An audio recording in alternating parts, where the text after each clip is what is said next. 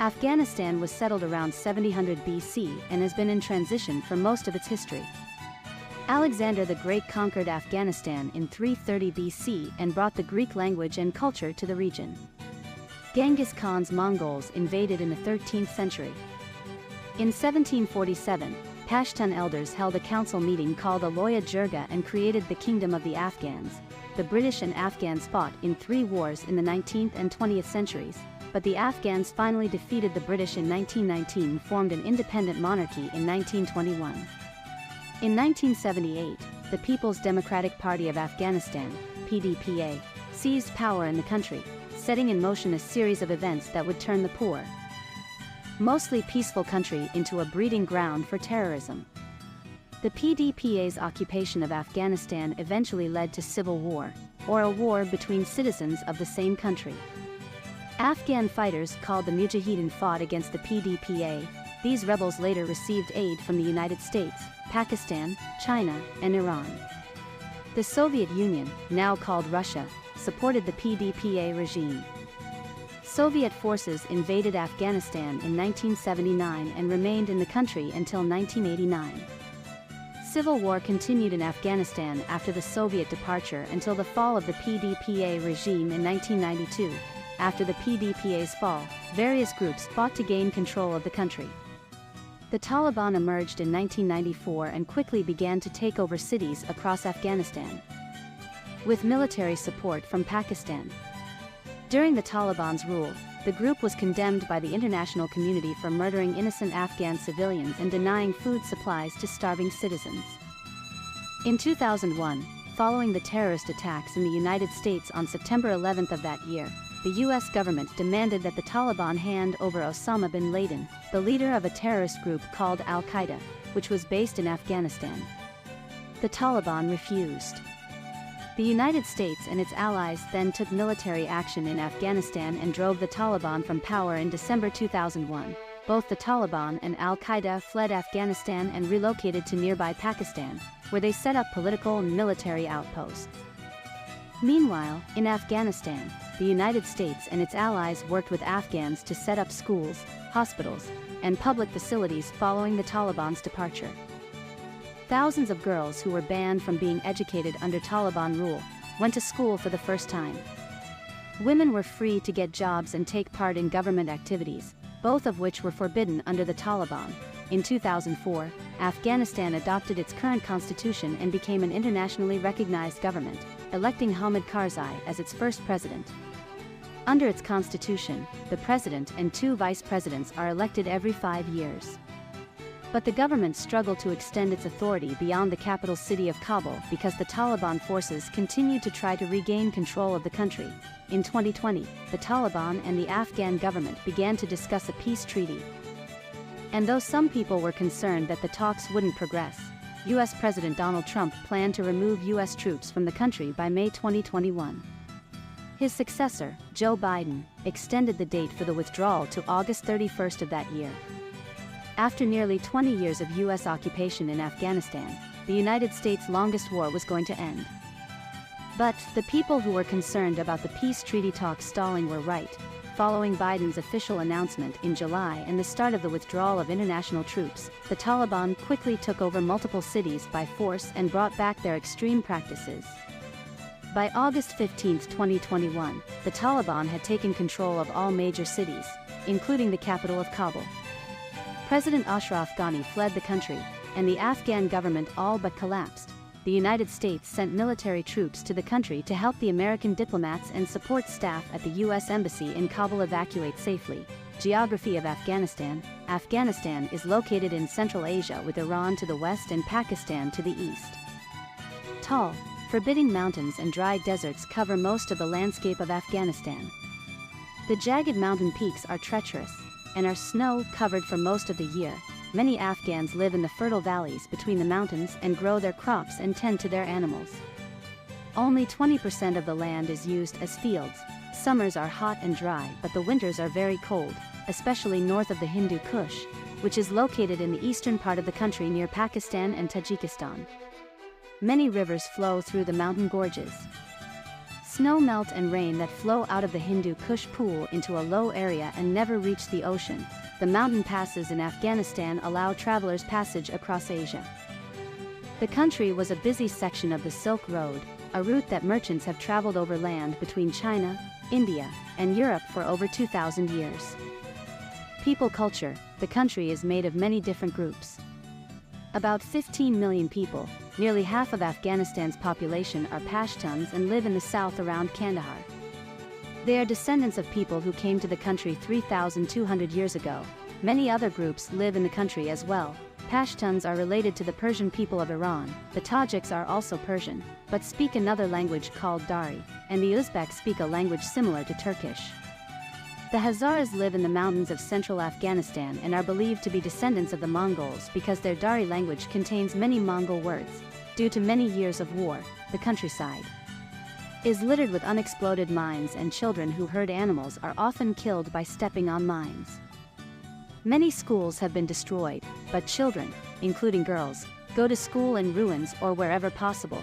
Over the centuries, travelers have braved the dangerous high mountain passes to find shelter in the valleys and plains of Afghanistan.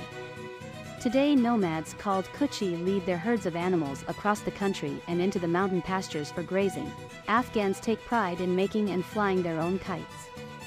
They even have kite fights and use wire or glass in their kites to cut the kite strings of rival kite flyers. Tea is the favorite Afghan drink, and a popular meal is palau, made from rice, sheep and goat meats, and fruit. Nature, decades of war, hunting, and years of drought have reduced the wildlife population in Afghanistan. Tigers used to roam the hills, but they are now extinct. Bears and wolves have been hunted nearly to extinction. Endangered snow leopards live in the cold Hindu Kush, but rely on their thick fur to stay warm. Hunters sell the soft leopard skins in the markets in the capital Kabul. The rhesus macaque and the red flying squirrel are found in the warmer southern areas of the country.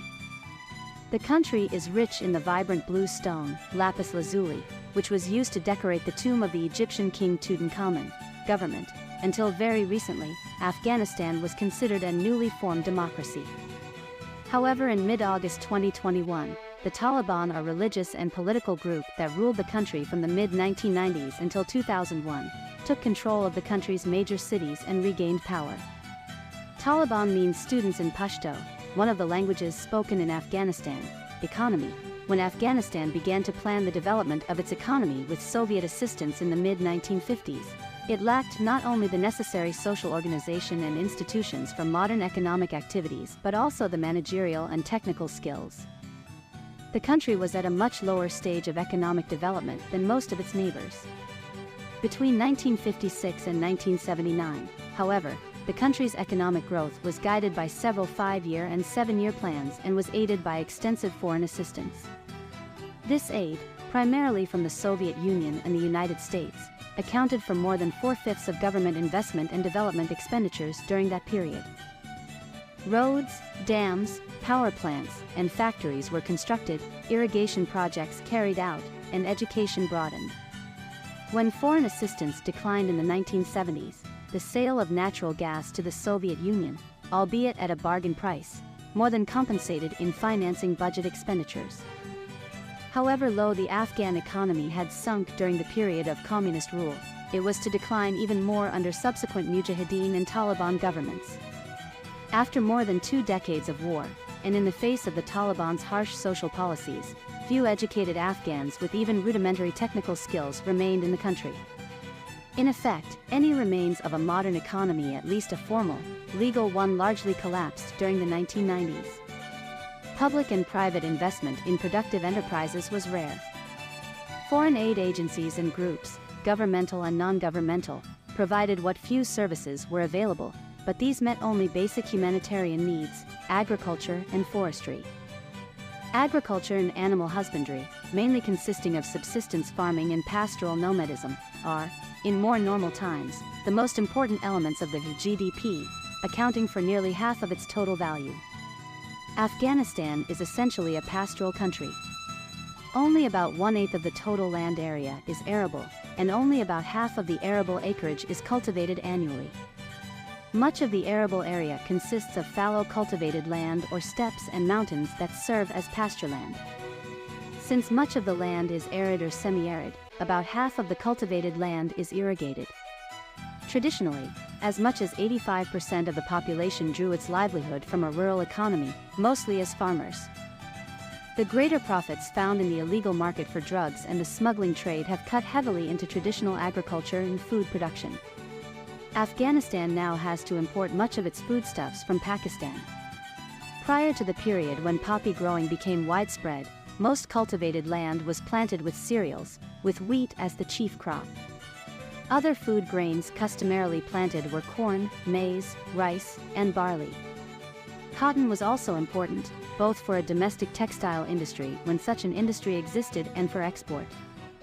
Fruits and nuts have also been important export items. Animal husbandry produces meat and dairy products for local consumption, skins, especially those of the famous caracal, and wool, both for export and for domestic carpet weaving, are also important products.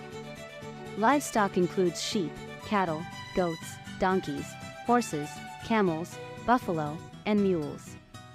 About 2/3 of the annual milk production is from cows, the rest from sheep and goats.